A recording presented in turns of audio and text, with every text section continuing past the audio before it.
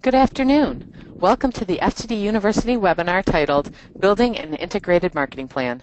Today, you will learn the ins and outs of creating a successful marketing plan and a simple formula to calculate your return on investment to answer the question of whether or not your marketing is worth it. FTD Education Consultant Tina Coker, AIFD, will be leading this informative webinar. Involved in the floral industry for more than 30 years, Tina's passion for flowers and drive to run a successful business still continues today.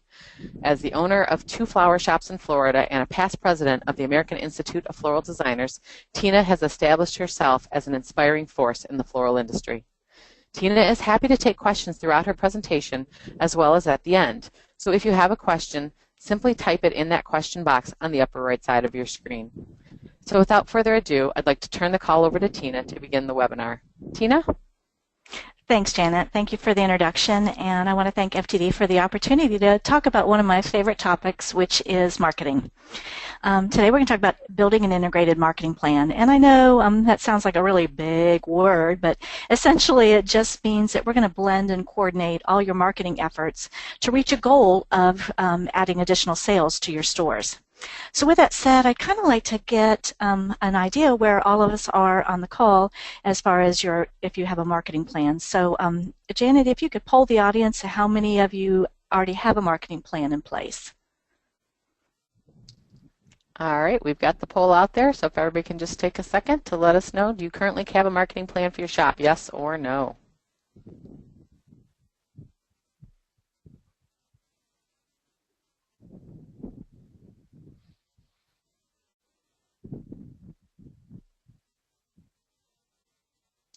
All right, we're at 82%. We need a few more people, and great.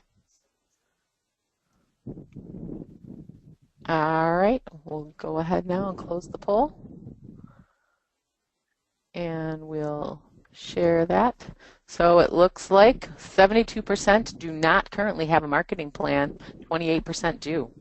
Perfect. Okay, that's great. That's great information. That way we can kind of tailor our chat today on which direction to go with discussing a marketing plan. So before we start talking about our marketing plan, I know this might be, be a pain in the fanny, but let's poll everybody about what percentage of the audience and what percentage of dollars on your gross sales are you spending on marketing currently? All right, we've got the next poll up. Yep, we've got a few different selections. If everybody can just take a second to answer that one really quickly.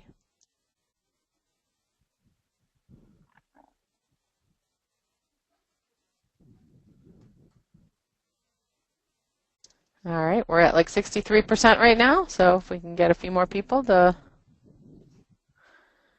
go ahead and let us know what percent you're currently spending.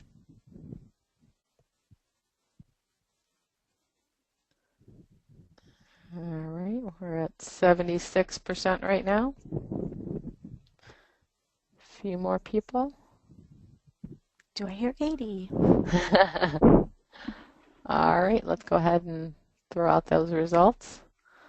So it looks like the big winner, 48% there, are spending 1 to 3%, Tina, and 32% are spending 4 to 7%. Oh, wow, that's great. Well, perfect. Well, now that we've talked about, or we've got an idea where everybody is what they're spending, let's look at what the SBA recommends. And SBA is short for Small Business Administration. And the information that you see on the screen was gleaned from their website, sba.gov. They say that if you're an existing business, that 2 to 3% of your gross sales should be spent in advertising and marketing. If you're a startup business, there's a little bit of debate on that. Usually it's 3 to 5%. Normally they will say you could spend up to 20, 25% if you're just starting from scratch. But if you're starting up a new business, you want to make sure that you are really aggressively advertising. Now for me, there have been years when I first started up, I actually spent closer to that 25% in 1982 when I opened the the store. And then as I moved forward, usually I stay between that 2 to 3%, or a lot of times I'll go to 5 to 6%, depending upon the competition in my area. A lot of times I'll have stores that open up here in our metropolitan, not metropolitan, but in our area, and I feel like I need to kind of keep our name going out there. So in that case, I would recommend spending a little bit more if you've got a lot of stores. We have like 35 stores in Melbourne that service our area, so there have been years where I have switched up to that 5 and almost 7%. Now, all of these numbers are assuming that you have a 10 to 12% bottom line on your P&L statement. So obviously, I guess I should say that we shouldn't spend more than what we're actually making. But these are a great benchmark as far as where your budget should be. So now that we've decided what our budget should be, we should really look on how we should spend our marketing dollars. Now, I believe in, every time I've had an advertising agency here at the store, the first question they usually ask you is, are you trying to brand your business, or are you just trying to bring orders in? And that's the difference. I like to do a split of a little bit of both. And so when I talk about branding, I'm talking about the look of your website. And does your website look the same as your brochures, your cards, your enclosure cards, or your packaging? So I know there's a lot of times when you listen to commentators that they'll talk about branding your store, and that essentially is like with us, we have a ribbon that has our name on it that every flower bouquet gets wrapped in. Our enclosure cards have our logo. We use the same colors throughout everything within our brand. So that's pretty much what I'm talking about when branding. And then there's a difference between that and then campaigns. Campaigns are more advertising. Those can be, you decide you need to push out roses during the month of July, you need to advertise for Thanksgiving, Christmas, or some type of event that you're having. So there's a difference between spending your dollars between branding and campaigns. And so we're going to take a look at how to allocate those resources. And this is the heart of this particular program. There's so many different sayings out there.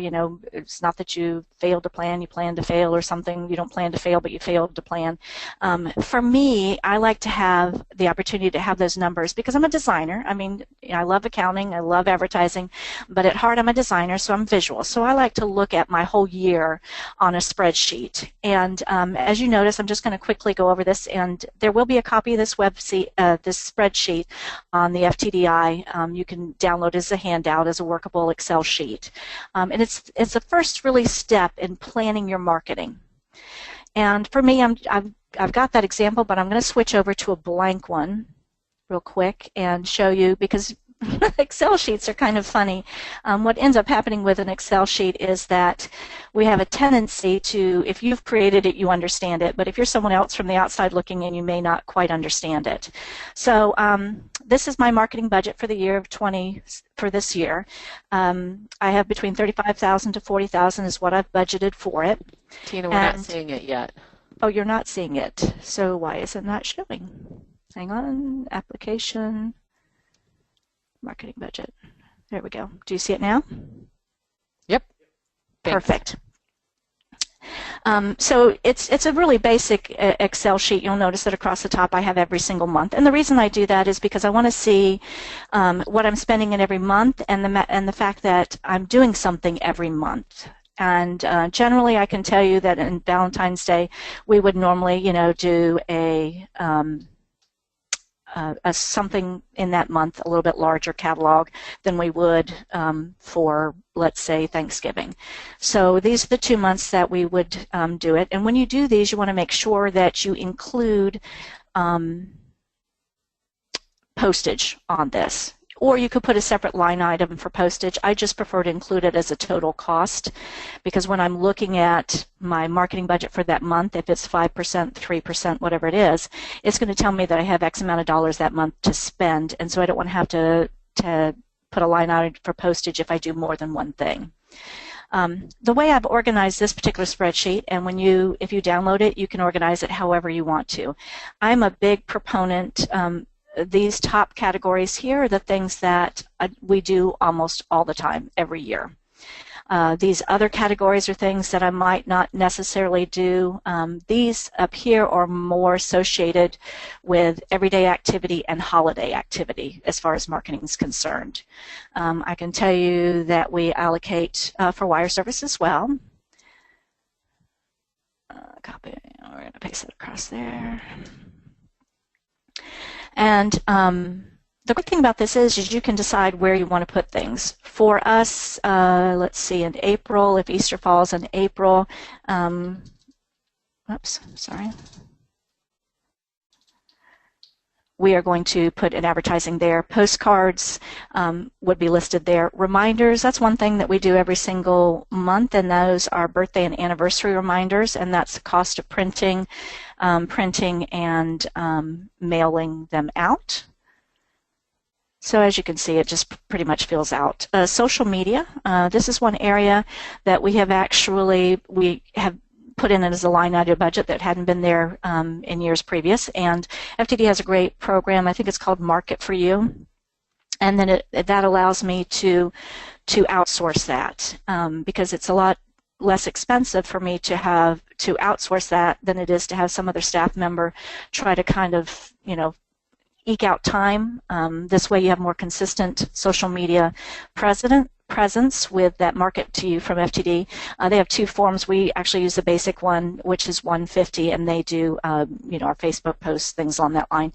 You can also do the Pro, which is, I think, $299, and that includes your constant contact or your email marketing. New account letter, that's something as well that we budget for, and that's so that anybody that comes into the store within 7 days of arriving, we're going to send them a new account letter with a little credit card on it that says, thanks for coming in.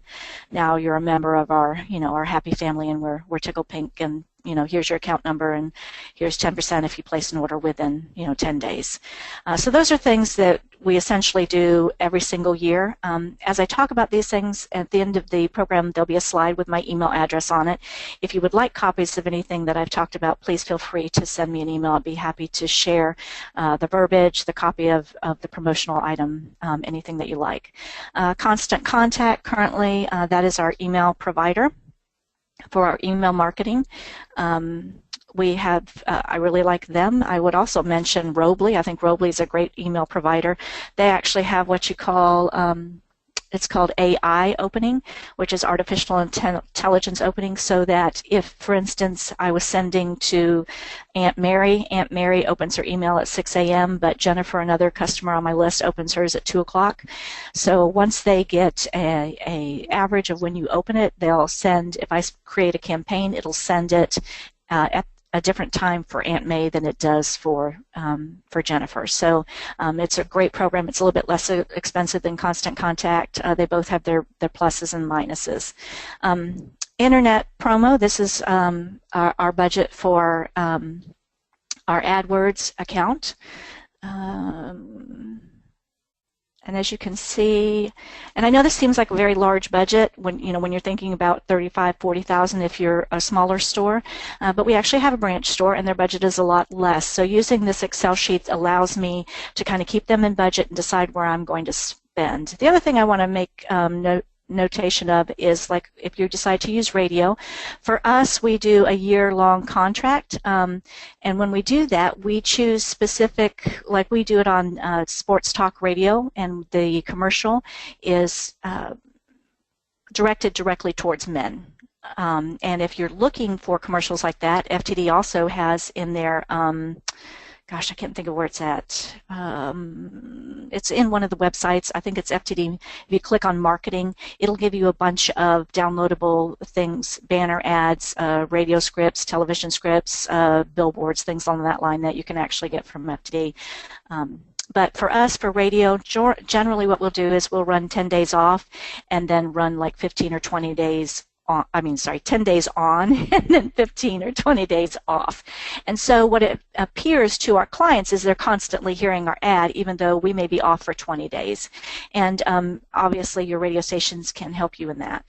Promotional events, this is one other thing I wanted to kind of touch on briefly, and that primarily is, for us, we get inundated with all of these companies that want donations. So with promotional events, what we do is, for smaller donations, if somebody just wants their gift certificate, but we recently had the Astronaut Memorial or Education Memorial approach us about doing flowers for their event. That's where we would put that in. And normally, just as a point of interest, we bill it at full value and then do the promotional, the donation back as a donation in kind. So here is where we would budget that out. And again, I find this very helpful because when I'm looking at the overall budget and I'm approached by someone, if I haven't put that dollar number in this Excel sheet, I know that I don't have those dollars available. And that's an easier way to say, oh, I'm sorry, we've already spent our promotional budget for this month. And as you can see, it fills up pretty quickly. I mean, right now we're at 6,000, but if I filled in the rest, as you'll see on the current one, it adds up pretty quickly.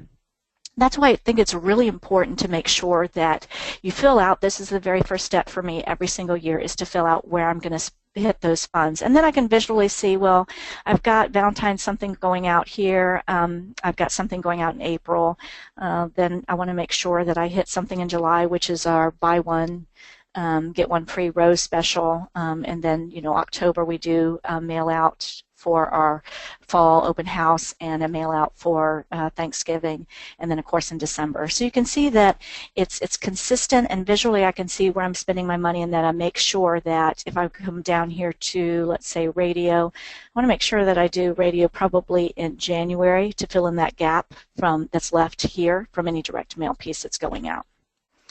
So I hope that was not as clear as mud. But again, this will be downloadable. It's a great tool to kind of visually, if you're visual, get you where you need to be. And from current slide. And so again, if hopefully that switched back pretty quickly and you can see our budget as it stands.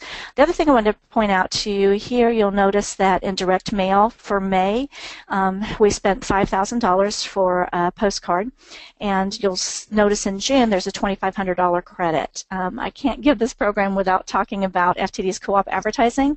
It is the most amazing thing. They will match, if you're in the U.S., up to $2,500. Up to do matching funds up to $2,500. So we spent $5,000 and it only cost us $2,500 because they matched our $2,500. It was great because it allowed us to send out 20,000 postcards, and I'll talk about the increase later. And as you can see, I pretty much have it so that we are, you know, we're filled in every single month with something going on somewhere. Anybody at this point have any questions of what we've covered so far? Nope, we're all set right now. Everybody's tracking with you just fine. Perfect. All right. Well, let's move on to, now that we know what we're going to spend, we're going to talk about how to select a media. And when it comes to radio, to me, that's kind of an instant gratification. The times that we used radio, like a lot of times we'll do a little blurb Valentine's Day. We will do Admin Week is another great instant gratification with radio. We do, last year we did a radio campaign on the sports talk radio, as I mentioned before, because it was, we wanted to target men. You can definitely see when your radio and television is running because you'll see that spike, whereas some of the other media is a little bit harder to track on. But if you're thinking about, advertising for Valentine's Day, Admin Week, Thanksgiving, those holidays where you want to jumpstart those sales, I would recommend radio. Television, we have a great television campaign. I like that I can choose the station, and I know it may seem daunting or expensive or wow, because we're just a small little podunk shop, and yet we can buy time on cable. Now, years ago in like the late 80s, early 90s when we did cable television, I can tell you we would see 65% spikes. Now that there's so many ways for people to get entertainment, you know, the internet, Hulu, Netflix, we don't see that spike, but we can still see when it goes, when that advertising is running. The one thing to keep in mind is that when you use television advertising, you're building your brand. You're almost legitimate. It's kind of like that old saying when people say they heard it on TV, then it must be true, or they read it on the web, it must be true. Television is really good at building your brand and giving you credibility. So we use that for that reason. And there are a lot of stations on your cable companies that you can buy that are really inexpensive. Geo National, we have a local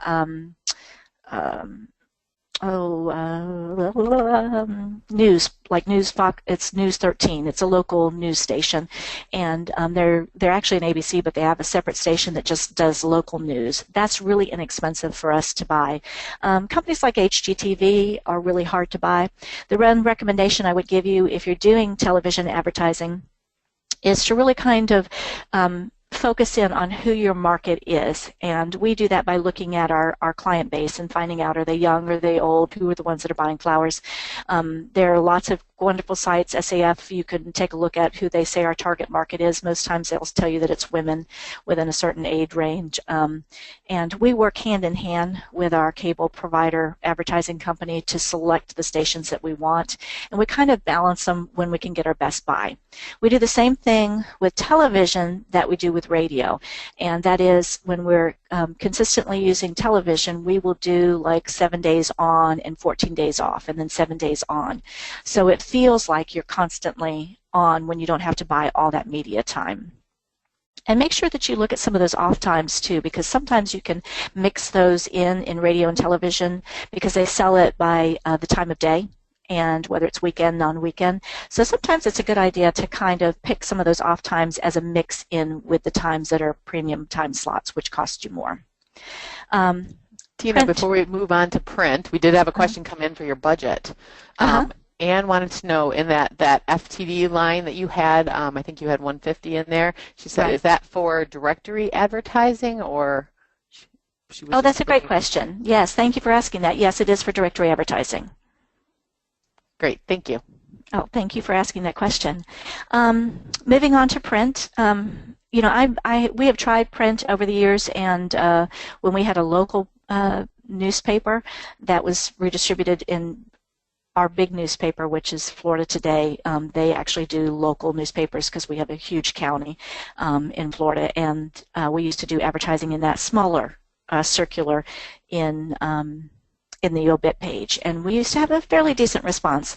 I know I talk to florists all the time, and there are several florists who use newspaper inserts and have done really, really well with them. It's not a media that I have really kind of explored that much, so I can't really give you an yay or nay. I can tell you that research shows that newspapers are one of those things that people actually buy for the ads. So if you're advertising in there, then I think inserts is the way to go because they're looking to buy for the ads. And I'm a voracious reader, and I love getting the paper. But 9 times out of 10, I will splurge for the Sunday paper because the Sunday paper has all the ads in it. So I think that the information I pulled on that's probably pretty accurate. Direct mail. A lot of people, I know that you're on here thinking, well, direct mail people go, they get it out of their mailbox, and then they toss it in the garbage. Well, research shows that theoretically people grab it out of their mailbox, they kind of, peruse through it, and then, set it on their counter, and then they'll get back to sorting it and tossing it out. Well, I find that direct mail has a longer shelf life than almost anything else we do, opposed to magazines that stay in some of the homes and businesses that we advertise in. So I'm a big fan of direct mail, and I can speak to this specifically, that it does have a longer shelf life, because we'll have clients all the time who call and they'll say, well, I want the Lush Love bouquet. Well, it's the middle of May, and that Lush Love was something that was featured on a postcard for Valentine's Day. So I know that at least that ad or that direct mail piece had sat around for a good amount of time. So I love direct mail. It's my favorite. It always has been. And I do believe it has a longer shelf life. Social media, I think that it's a great way to kind of engage your clients. It feels like how all of us florists feel about our customers. We know them all. We know who they are. We know, oh, when someone walks in here, oh my gosh, you like the carnation special, or you like the rose special. And social media helps you engage in that way, and I think it's a great way to keep in contact with your customers and build, obviously, through that incremental connection through customers who are not necessarily yours but are friended to your customers. Internet is the new Yellow Pages.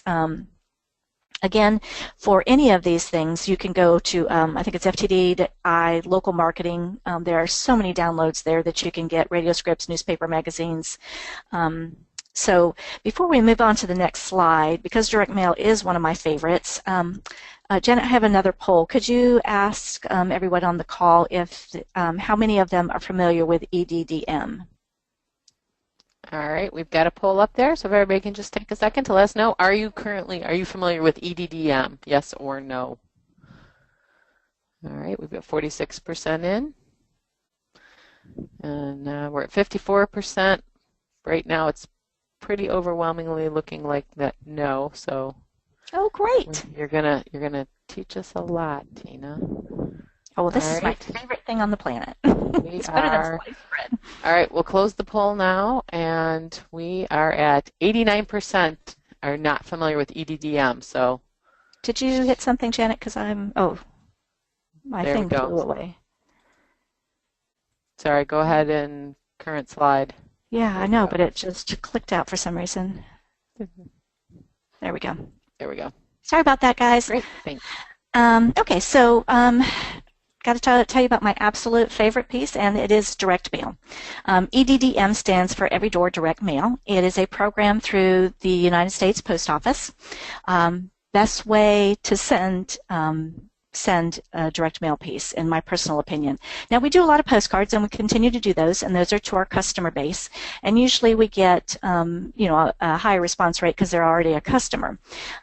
We have used Every Door Direct Mail for about 3 years now, and we get a huge response rate, and it's a great way to get new customers. I'm going to switch over, if y'all don't mind, for a second, over to that website so you can take a look. I can show you how easy it is to use this. And what it is, let me find it, go to webinar, why can't I see it?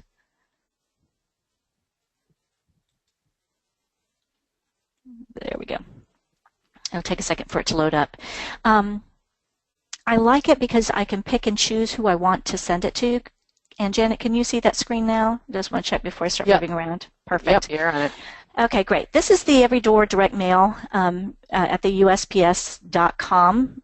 You just go to USPS.com, United States Postal Service.com, and /EDDM. And that is, you don't have to log in to play with this. I'm not logged in currently to my site, but I did put the address of our main store in here. So what it's going to do is, let me hide the table real quick. Okay, you should be able to see a map, and in the map it shows where my store is located. And I can choose at what radius, this is the radius I want to, whether you want to do 1, 3, and you'll see that up here. I can choose 1 mile all the way up to 5 miles. So we're just going to use 1 mile. And I can randomly select routes because obviously all of us know our location and what you think are the best neighborhoods. And so you can randomly select that. And if I select this route, you'll notice on the right-hand side of the screen, it tells me I've selected one route, how many addresses are in there, and the approximate cost. So let's deselect that real quickly. Clear. And look at this table here, which is a great tool. You can go in here. Let me pull down here. I can choose to do to business and residential or residential only.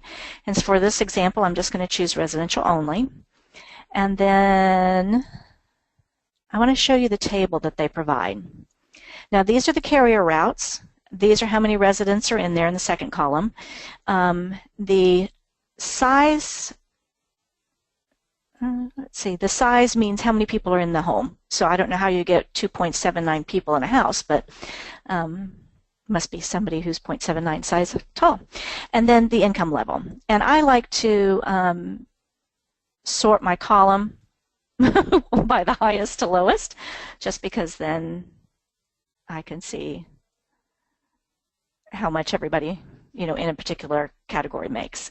And so then you just go along and simply select the ones that you want. If you want to look to see where they're geographically located, you can go back and see that these are the geographic areas that those customers are located in. It's really a very quick and easy place. Once I save it, if I was logged in, I'd hit continue.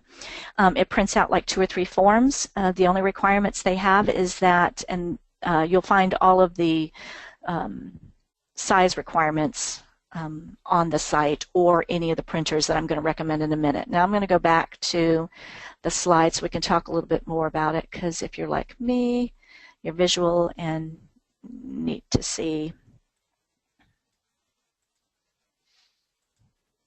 There we go. So the great thing about Every Door Direct is that total cost, including printing for us, is 25 cents. And the postage itself is 15.4. And how that differs is if you're sending a postcard, which you can do 3.5 by 5.5 postcards, so that's 3 inches by 5.5 to get your little message in, and that postage rate is 33 cents, not 15.4.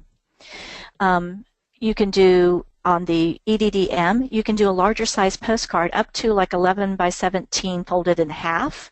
So they don't care if it's like a little brochure, it all goes for the same price. The only difference in the price for you is the cost to print a bigger piece opposed to the smaller piece. The two print companies that we actually use are primoprint.com or printdirtcheap.com. Primo Print actually is a little bit better on EDDM. And when you go to the website, it'll tell you, you can actually walk through placing an order before you actually place it and figure out how much you want to spend on, you know, what size you want to use. I think this sample that you see on the screen is our Mother's Day postcard. We did this in conjunction with FTD, and we spent $5,000. They reimbursed us the $2,500 after we sent them copies of the print cost. It's an awesome way. Like I said, we hit 20,000 homes. The other thing to remember about EDDM that I forgot when I was over there, you can only send out 5,000 pieces each day. So we sent 20,000. We actually had to log in.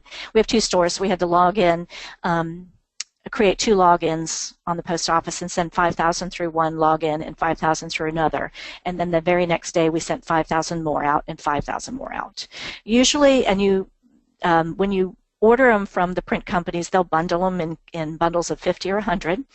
And in the paperwork, for government, it's a real easy, because we used to do bulk mail ourselves before, and it was so convoluted, it was hard to follow. This is so simple. They come bundled, you just slide the piece of paper in there. If you're doing 700, you know, 7 bundles, and you tell them that you got 7 bundles totaling 700, and you're good to go. Take it to your local post office or the post office that it says on your screen that you're going to take it to, because you could select routes that are in another area that aren't at your post office, because we've done that as well, and they'll deliver it to every single household that's in that route, unless that customer has requested, has stopped their mail for some reason. If they're out of town, then they don't deliver it there, obviously. So EDDM, great. I have to tell you that we used the co-op advertising with FTD, sent out 20,000 for Mother's Day. The total number of orders that it generated, dollar total, was $18,750. I couldn't be more pleased with Everyday Direct or the co-op advertising. Now, I know that a lot of you are thinking, oh my gosh, you know, we got to lay it out, we got to get it to a printer. Really, the other thing I wanted to share with you is this canva.com, and I'm going to switch to that real quick and show you. This is free. It's www.canva.com. You can, and you'll see here, you can do everything from Facebook posts to Facebook banners to this is one of our website banners. To the postcards. Very easy. You just create your design. It steps you through it. You can put your own backgrounds in. You can upload your own images, because we uploaded all of our own images. It's real easy to navigate, and it's free, which makes it absolutely awesome. We lay out almost everything on there now. Because you can do your custom size, and you can download it in a lower resolution for website, or you can download it in a higher resolution for printing. And you could even download it with the marks for printing. You know, like you can, but most of the, like Primo Print, they actually you could download a template. We don't do that. We just ask it for what size and whether they need the what is it called? The little area, the 1/4 inch around it. Gosh, I forgot the term. But it's an area that goes around it so that they're for the overrun, the over edge, the missing edge, something along that line. But anyway, again, EDDM USPS, 15.4 cents in postage, no matter, you know, as long as you do their sizes, and their sizes range from everything from 6 by 9 to 11 by 17 folded in half. Primo Print or Print Dirt Cheap, and Canva for laying it out free of charge. All right, we've got a couple of questions, Tina. Okay, great. because this is my favorite. So this one is specifically about the pricing because Sonal wanted you to review the cost of the EDM postcards because you had mentioned the 15.4 cents, but then also it was like 33 cents or something. So okay, I'll slow down because I rattle off because I get so excited about this topic. The actual postage through the post office is 15.4 cents. The cost, you'll see on the screen, it says 25 cents, including the printing and mailing. So that 25 cents included the printing of that postcard and the 15.4 cents that the post office charged us. So that's why I have 25 cents on the screen. Now, if you were to send a regular postcard through the mail, that 3.5 by 5.5 postcard, the postage for postcards is 33 cents. Does that clarify it, I hope? Yep. Then Lance also wanted to, it's a bleeding edge is the edge that you were talking about. Yes, the bleed. Bless you, bless you. I hate it when my mind just goes blank. We do have a question from Bill. He wanted to know, how do you track the results of EDDM or its effectiveness? Oh, great question. We track in several different ways. It depends. Sometimes we'll use a different phone number. We don't normally do that much anymore. I have found that we use a product code. And so the product codes that you see on here allow us to track it in the system. But there's, oh my gosh, there's so many different ways you can do it. You can do an offer on the postcard for Thanksgiving and Easter. When those are slower holidays, we usually do, mention this postcard and get 10% off or free wire service. So we do lots of different ways. Sometimes you'll notice on here it says dt.florist. That's not actually our URL. It's a separate URL for this postcard, so we can track how much traffic goes to that website. Because our actual website is designsofthetimes.com. Great, thank you. I hope I effectively answered that. So any more questions, or should we move on? Let's move on. Wonderful. Okay, so the one thing that I always hear when I talk to florists about why they don't advertise, and is exactly the question you asked, how do you track that? And I fight this battle with my husband all the time because I want to do advertising. I'm constantly funneling funds into our budget for advertising, and he's like, well, how do you know if we get any money back on that? Well, like I said, with the direct mail, like the EDM piece, or even if you do a regular postcard, a lot of times it's not going to be an immediate thing. It's going to be one of those things where, because it has a longer shelf life, you may get, as I mentioned before, someone who ordered in May from a postcard they received in February. But how I decide how many I'm going to send out and what my return on investment is a very simple process. And as you can see on the postcard, and I'm just using, this actually was now there's a difference between every door direct, means it's going to go in on the routes that I select to every home. Whereas if I do a regular postcard, which is different, that's the 33-cent postcard, and I'm going to print labels here and attach them to them, and those are my clients. So in this example, I'm using that where I'm sending it directly to my clients and not to every door in a neighborhood. So in the example, I'm sending out 2,500 postcards, and the printing cost is going to be $700, and the postage is going to be $425. So the total cost to do this mailing of $2,500 is going to be somewhere around $1,125. So normally, if I'm sending my regular customers, I will tell you that the EDDM that we did was phenomenal. We got what I considered a huge response rate, but we sent a huge number out. But if you're sending to people who haven't bought from you before, then your response rate's probably going to be somewhere around like 1%. For us, what we track is that if we send to our customers who always buy, we find that we get that 1.5% to 2% response rate. So in the example, I chose 2% just because the math was easier. And so I'm sending out the 2,500, and I'm multiplying it by 2%. So I'm going to generate hopefully 50 orders. Now, those 50 orders might not come in the week those postcards hit, but I'm counting on 50 orders for the shelf life of that postcard. And so I'm taking the 50 orders and multiplying it by my average order of 65, and that gives me $32.50 in revenue. Now, I always think that I should take my cost of goods out because, I have to pay for that product. So I'm taking that $32.50 and I'm going to subtract the 33%, which are my hard goods and my fresh product out of there, and it's going to give me $1,073 is what my costs are going to be. So if I take the revenue that I generated of $32.50 and I subtract the $1,073, which are my actual cost, it's going to give me $2,177. So I'm generating $2,177 of revenue, and it only cost me $11.25. Now, I can see all of you go, well, that's not a whole lot of money that it generated. But the idea is to make sure that your name is constantly in front of those customers and getting them to buy more often. So for me, I think this is a good return on my investment. Does anybody have any questions at this point about the math here? Because I know that's a lot to rattle on. Yeah, Bill said, so on the ROI, you are not taking out labor?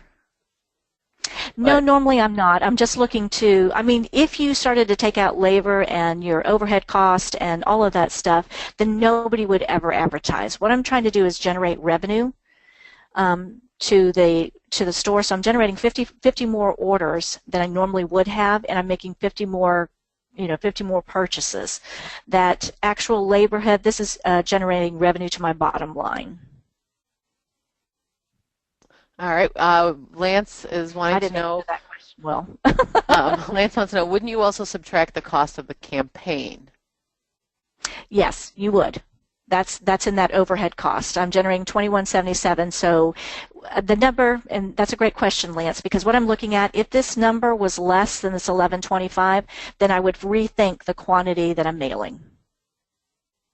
And that's why I look for that return on investment, that I'm making sure that once I subtract my total cost from what the revenue I'm generating, that the revenue I'm generating minus my cost of goods is more than what I'm spending on this. So I'm not dipping in, doing an advertising campaign that's going to give me a net loss on my bottom line. That somewhere along the line I'm adding funds to my coffers. Okay, thanks. Now, I think this is the biggest thing for everybody to overcome, and I did it this way so that you would see that there is some money that gets generated from advertising, because really the most important thing when it comes to advertising or marketing is just consistency. I have there's a great story I read years ago, and I'll just make it short for you, and that's really about they say that marketing or getting in the mind of your consumer is like a piece of hardwood, and every day you hammer that nail in, and at night the sleep erases, pulls that nail back out, and what you're trying to do is hammer that nail through that board and get it clenched on the other side so that the customer is a customer for life. Well, the only way to do that is with consistency, and so that's the reason for the spreadsheet, so that I'm consistently advertising. Huge companies, Coca-Cola, Home Depot, Lowe's, JCPenney's, they have a huge market share, but you see that they still advertise. It's about keeping your name out in front of your customers and reminding them to buy flowers. One of my best friends, they order here all the time, but they were trying to find something for their assistant's birthday and couldn't think of something. Well, we had a billboard on his way into work. He saw our billboard, and he called and he said, I don't know why I didn't think to order flowers, but they saw the billboard. If he hadn't seen the billboard, he would have never thought to order flowers. So for all of us who struggle with getting people in the door and convincing people to buy flowers, part of that process is being consistently in contact with your customers in one way or another, marketing some way consistently. And that's the message I hope I leave you with today, that some of this may seem overwhelming, like creating the Excel sheet or laying these things out. And I remember being in a show one time, and after the program, because I had showed so many samples of what we do as far as marketing, the actual physical samples to the audience.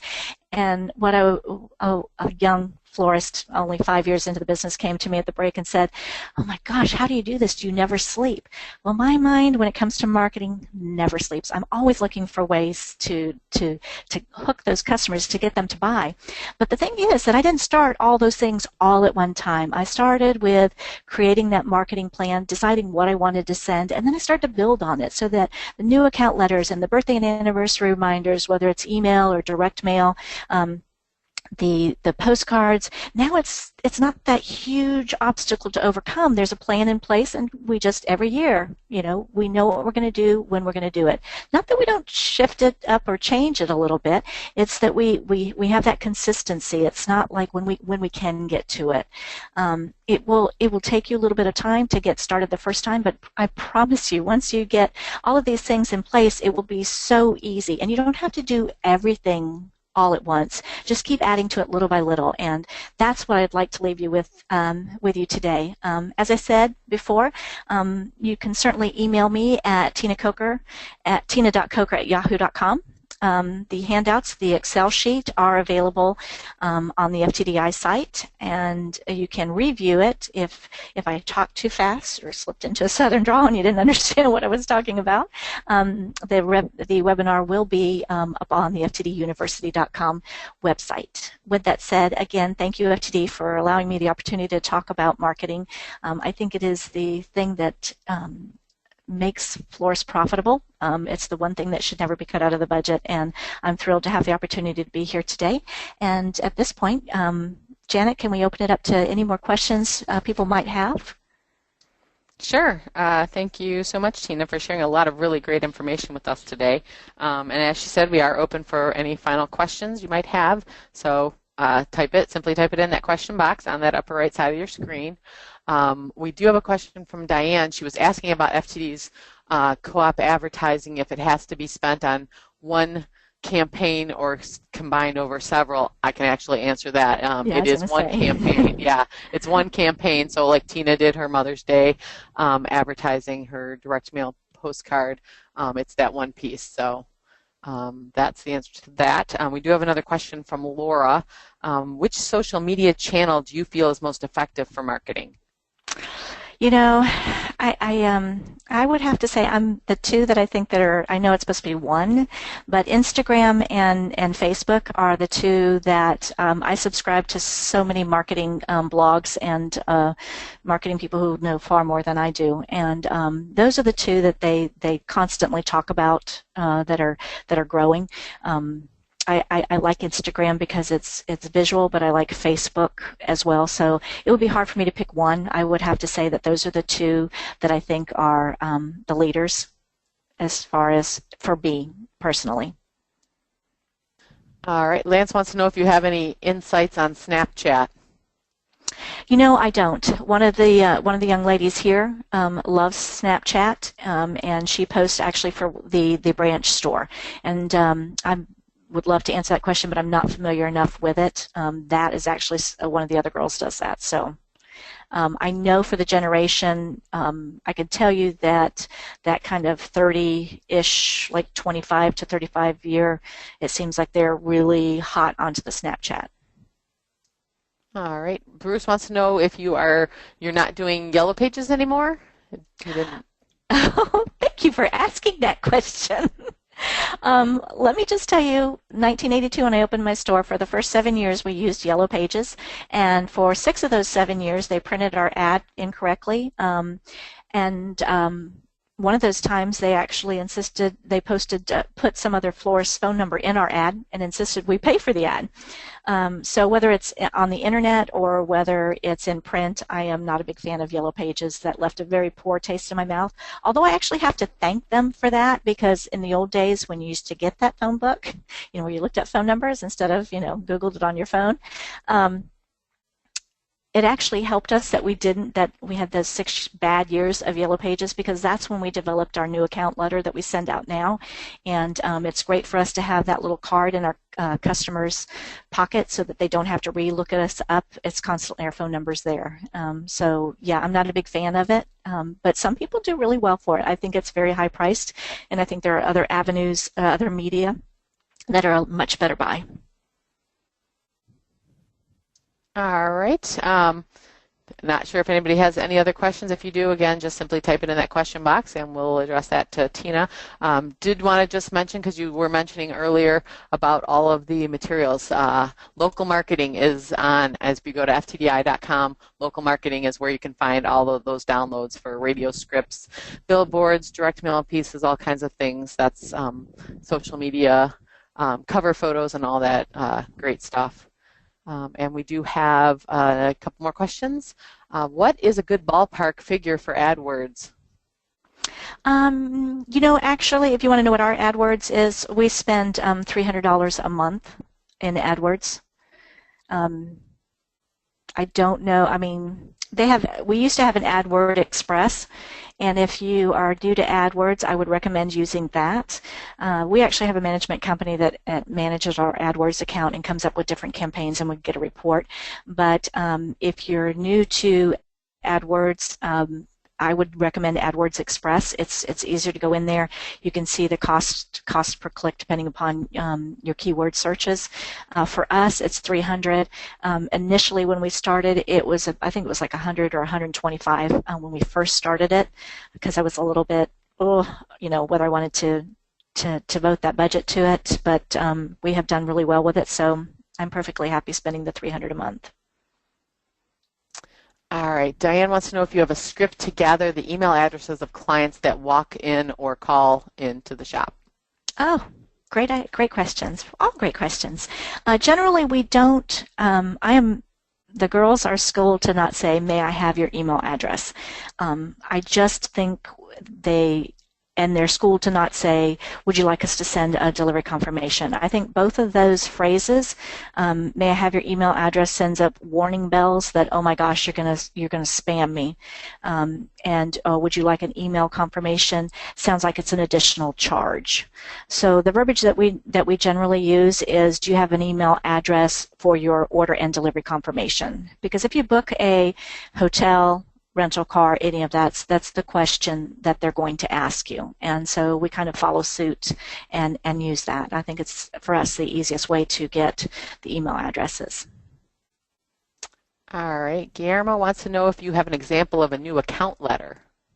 I actually do, and if you will send me an email and put in the subject line that you're a florist, I'd be happy to send that to you. Essentially, it just says, you were recently in the store, and then it lists like 5 reasons why, we think you should, that you get this new account, and isn't it great? And these are the 5 things that come with this new account. One of them is, reminders, discounted registration on classes here at the store. And there's like 5 simple things that are generally everybody gets, but we want to make it sound better. So again, if you'd like a copy of that, please feel free to send me an email, and I'd be happy to share that with you. All right. What is your response rate on the reminders that you send, Oh, love the reminders. We do them via email, and we also do them direct mail. And our response rate used to be about 65%. Now it's dropped to about 47%, somewhere between 47 to 50%. So like I absolutely love it, and I have customers who think it's just the best thing since sliced bread.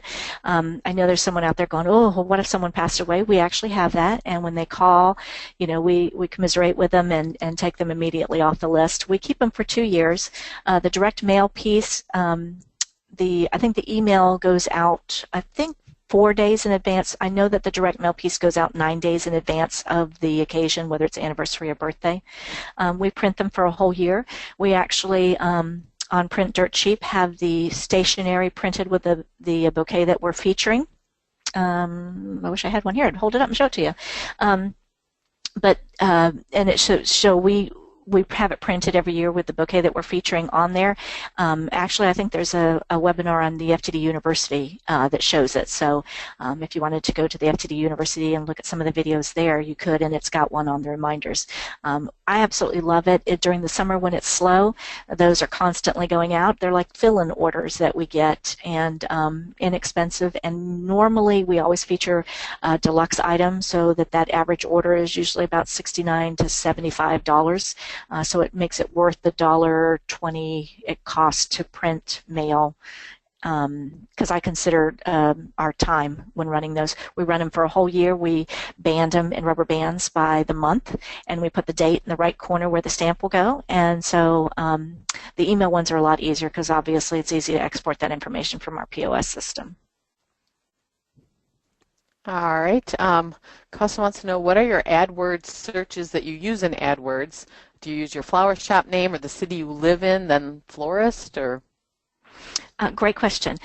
We do use those geo-identifiers, so it would be like florist, Melbourne, Florida.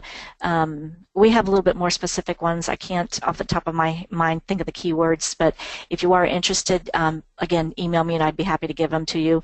We have like funeral flowers, Melbourne, Florida. We have some other surrounding cities that we use, so we're a little bit more specific than just trying to do like florist or flowers to buy or anything along that line. We try to be a little bit more specific as far as our keywords. All right. Do you send thank you cards to customers? And if so, what is that response? We always send, if we have a funeral and they book the funeral, we send them a thank you card with a list of whoever sent through our store so that they have the acknowledgement addresses easier. Even though the acknowledgements print on the back of the card, we just find it a little bit easier if it's a checklist. For a wedding, we always send a thank you card once we've completed the wedding, telling them how much we appreciate their business. And then we follow up a year later with an anniversary email wishing them a happy anniversary. We have a pretty decent, I mean, I think that, well, you know, I'm from the South, so I think, you know, you can be as evil as you want as long as you follow up with a thank you note. So I'm a big proponent of thank you notes. And one of the things that we train the staff here is, and you'll hear me say it all the time when I'm answering the phones, thank you so much for your business today. We really appreciate it. Not just thank you or something along that line. And each one of the girls here has a different set of verbiage that they use, but they're instructed to make sure that we thank them from every single order that comes into the store. And I think that just flows through right to a printed, not printed, but a handwritten note. And they are handwritten. As bad as our handwriting can be, I really prefer the handwritten opposed to some computer-generated note. Great. We've got another question. You're asking for an email address for order delivery confirmation. Allison's wanting to know, do you consider that permission then to use their email for promotional messages? Actually, they will sometimes ask about that. They'll say, well, are you going to send me some kind of email? The one time that we are very careful about that, we are not big on sending more than 1 to 2 emails a month out. So our unsubscribe rate is relatively low. Usually we'll get an unsubscribe for someone who's been out of town and placed an order through our funeral website, and they'll unsubscribe. But 9 times out of 10, we don't have any. We'll have, every once in a while, we'll have a customer who will ask, well, you know, I don't want to be on your email mailing list. And we just, it's a box that we check off in our POS system, the FTD Mercury system. But I haven't really, if the question is, am I getting any pushback on that? No, I'm not, normally. The only time we get in trouble for using emails is when the husband and wife share an email, and it's Valentine's Day, and we send the acknowledgement of the order confirmation, and then the wife knows she's getting flowers, then we get into trouble for that. So we've been very careful the last couple of years for Mother's Day and Valentine's Day, and even, you know, like a birthday, if it's a husband ordering and there's and he's sending to his wife, we'll actually ask, you know, does your wife share your email address, because it'll send an order confirmation. So, but yeah, I don't get a whole lot of pushback on that, you know, well, I can't believe you sent me spam. All right, great. Well, it looks like we're out of questions for today. If anybody does have any additional questions you think of, Tina's email address is up there, tina.coker@yahoo.com. And again, she said she's happy to answer any questions and share any samples with anybody. We just want to thank everybody for attending today's webinar. So if you missed a portion of it, or I know there was a lot of great information that she shared, if you want to view it again, we will have a replay available at FTD University Online later this week. And those the PowerPoint slides here and that spreadsheet that you can use to create your marketing plan is available on ftdi.com in the webinar materials section. We will be sending you guys a quick, very brief survey to gather your feedback on today's webinar, so I ask that you just please take a minute to complete that survey, help us improve future webinars and other education programs for everyone. Our next FTD webinar is scheduled for Tuesday, August 16th. FTD Education Consultant, J. Keith White, AIFD, will be showing us how to maximize our immediate purchasing and merchandising possibilities to help drive sales while incorporating the latest trends to appeal to our customers. Registration is already available at ftdi.com, so just be sure to go there and register as soon as possible to reserve your spot. FTD is also holding the 5th annual FTD Makeover Magic Contest in conjunction with Keith's webinar in August. Details and official contest rules can be found at ftdi.com/makeover. Thank you, Tina, again, for showing us how to create a successful marketing plan and calculating that return on our investment. This concludes FTD's webinar, Building an Integrated Marketing Plan. Thank you, everyone.